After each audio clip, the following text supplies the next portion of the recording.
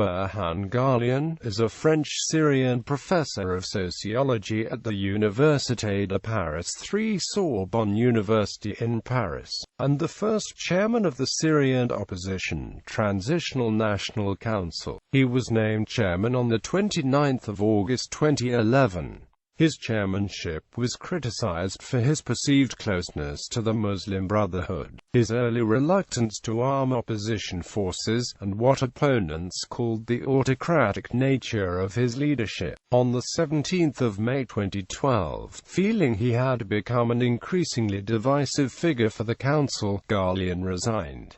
Early career. Born in Homs in 1945, Ghalioun is a Sunni Muslim. He studied sociology and philosophy at the University of Damascus. In 1969, he moved to Paris, where he received a PhD in social science from the University of Paris 8 and another in humanities from Sorbonne University. In the late 1970s, he made a name as an opponent of President Hafez Assad by publishing a pamphlet titled A Manifesto for Democracy. Drawing on the tradition of the European Enlightenment, the pamphlet made the case that Arab states had become the enemies of the societies, and that democratic reform was needed to take back state power. Though the pamphlet gave Ghalioun a reputation as a leading opposition figure, he avoided party politics throughout the 1980s. However, he remained a public critic of the Assad government and a supporter of the Palestinian cause. In 1983, he was one of the founders of the Arab Organization for Human Rights, and he also led the Syrian Cultural and Social Forum, an organization of anti-Assad Syrian expatriates.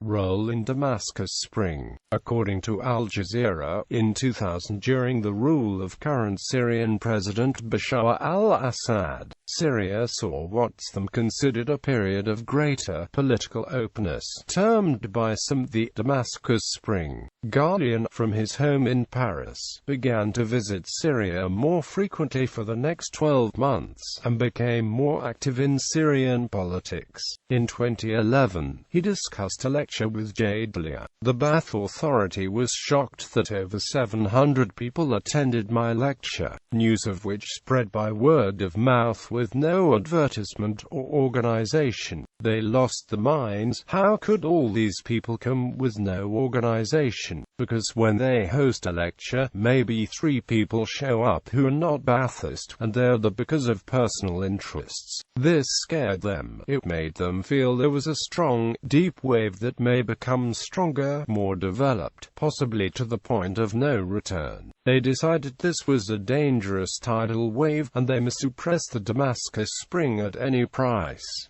And that's what happened. Arresting participants, closing the forums, tracking the intellectuals. He soon after decided that the new political openness had come to an end later in 2001 and chose to stay in France, now his home country of 32 years, to concentrate on his academic work. In 2005, Ghalioun returned to political activity in the period of the Damascus Declaration. He argued that Syrian opposition groups should avoid alliances with Western governments against the government, but rather work from within. Role in 2011-12 Syrian uprising. When Syria saw the first popular protests in March 2011 as part of the broader Arab Spring, Ghalioun immediately supported the protesters in the media. He also began working to bring together opposition groups.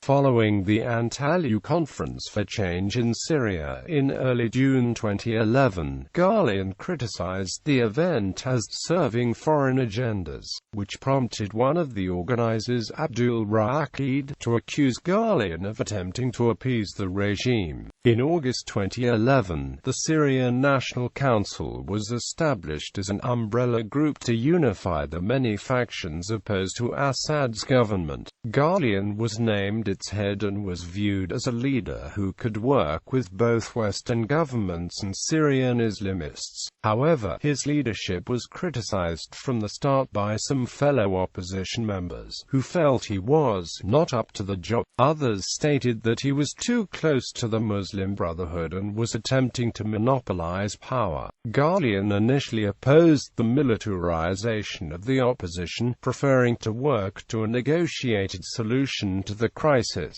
He was named for an additional 3-month term in February 2012, a decision which caused several member organizations to resign from the council in protest. On May 15, his term was renewed for another 3 months. In an attempt to heal growing divisions in the SNC, Ghalioun announced for the first time his support for providing weapons to the Free Syrian Army. When the local coordination committees threatened to leave the SNC, however, Ghalioun resigned 2 days later, stating that he did not wish to be the candidate of the vision. His resignation was welcomed by some SNC members but criticized by others, who felt that resigning immediately following his re-election gave the SNC a further appearance of being in disarray. On the 10th of June, he was replaced by Kurdish activist Abdul Basit Siada. Ghalioun visited Syria on the 19th of June, crossing into the north of the country from Turkey and traveling incognito. He met with rebels and activists, and stated that he concluded from his visit that Assad had lost control on the ground. The visit was his first since the beginning of the uprising.